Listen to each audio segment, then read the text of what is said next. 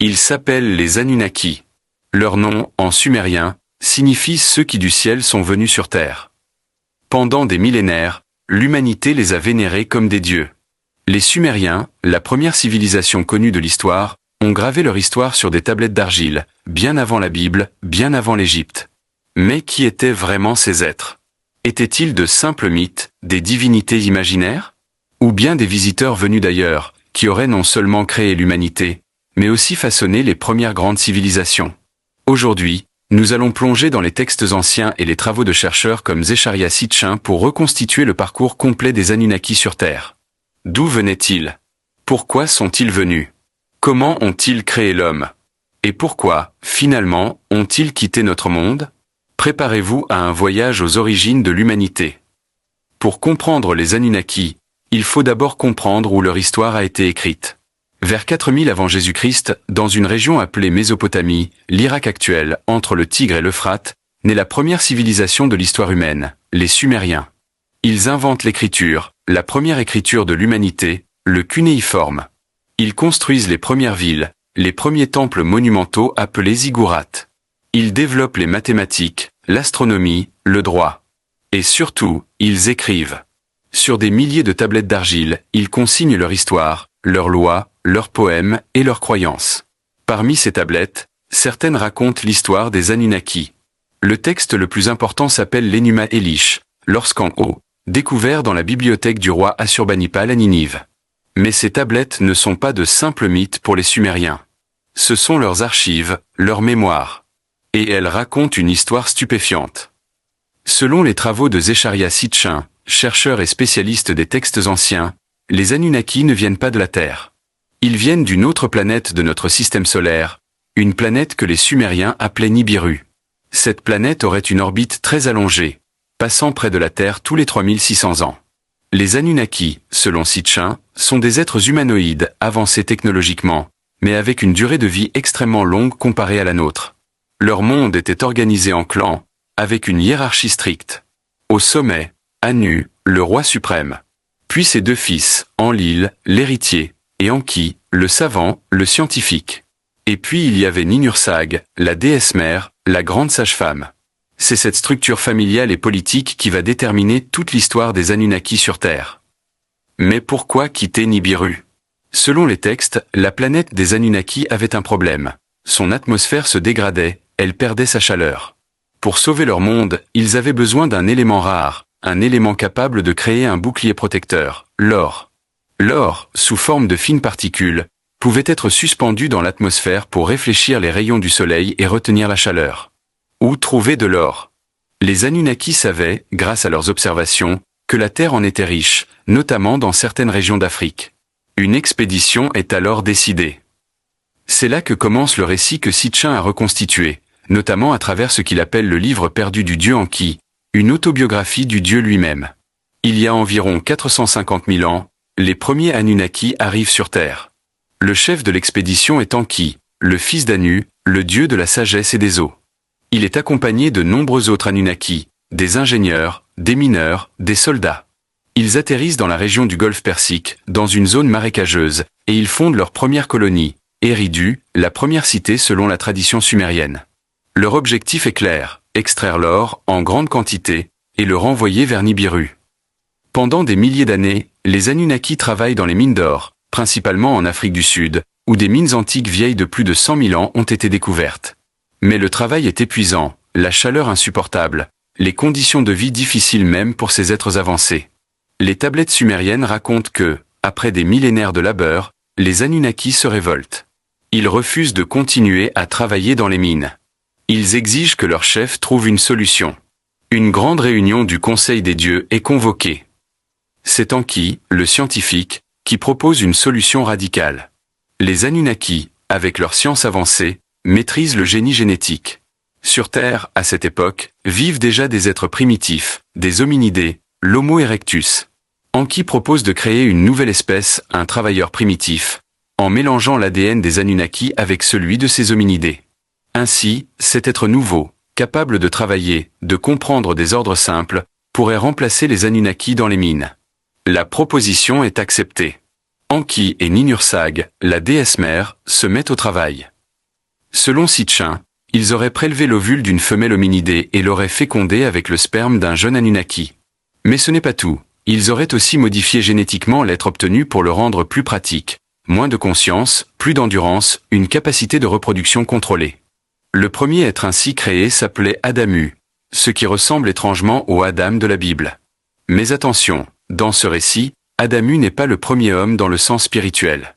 C'est le premier ouvrier, le premier esclave génétiquement programmé pour travailler. Le texte sumérien dit « L'homme portera le joug du travail des dieux. » Les premiers humains sont mis au travail immédiatement. Ils extraient l'or, construisent des cités, servent les Anunnaki. Mais un problème apparaît rapidement. Ces premiers humains sont incapables de se reproduire. Ils ont été créés comme des travailleurs, pas comme des êtres autonomes. Enki et Ninursag doivent intervenir à nouveau, modifier encore le génome, pour permettre à l'humanité de se multiplier par elle-même. C'est ce que certains textes appellent le don de la fertilité. L'humanité se multiplie. Les Anunnaki, voyant que leur expérience fonctionne, décident d'organiser leurs créatures.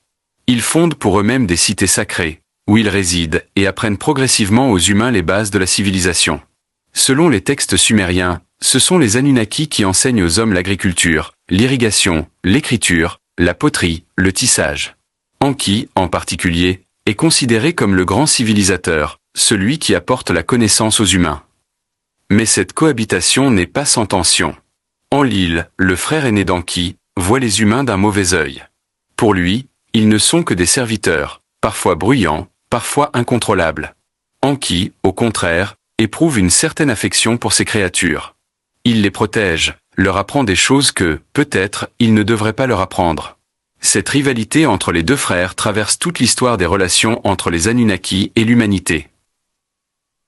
Selon les tablettes sumériennes, après des milliers d'années, l'humanité était devenue très nombreuse. Et le bruit des humains, leurs querelles, leur agitation, dérangeait les Anunnaki.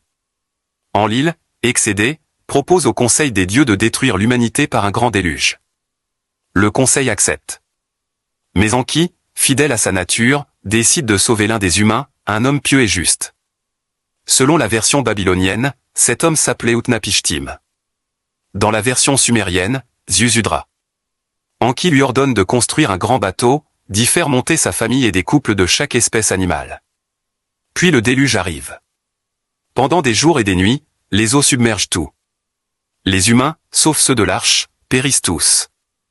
Quand les eaux se retirent, les Anunnaki eux-mêmes sont horrifiés par ce qu'ils ont fait. Ils pleurent la destruction de l'humanité. Enlil, en voyant qu'un homme a survécu, comprend que c'est Enki qui l'a sauvé. Il est furieux, mais finalement il s'apaise.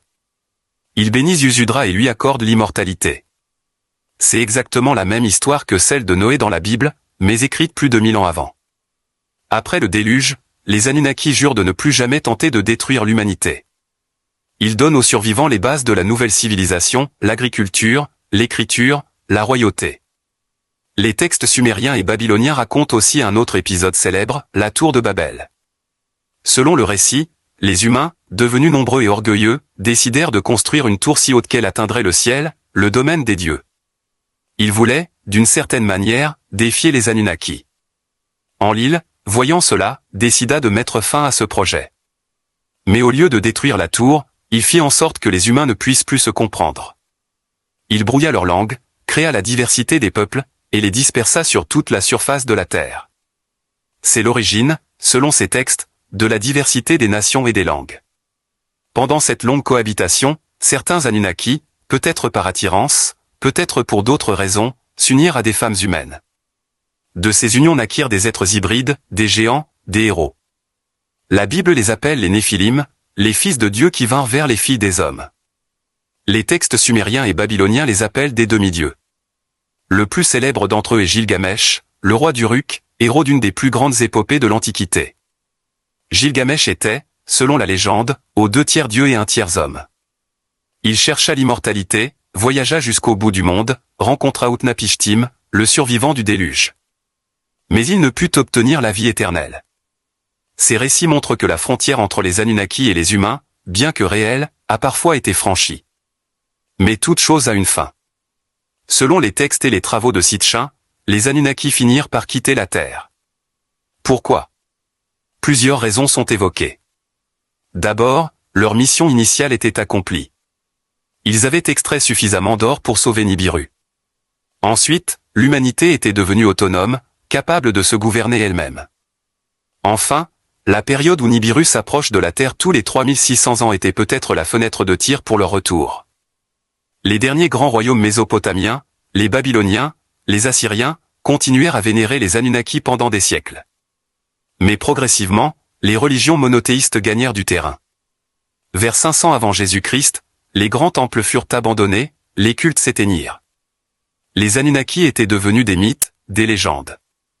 Mais les tablettes d'argile, elles, restèrent enfouies sous le sable pendant des millénaires, attendant d'être redécouvertes. Au XIXe et XXe siècle, les archéologues exhument des milliers de tablettes sumériennes. Les linguistes les déchiffrent.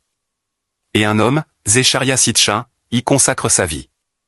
Né en Russie, élevé en Palestine, diplômé de la London School of Economics, Sitchin apprend le sumérien et lit les textes dans leur langue originale.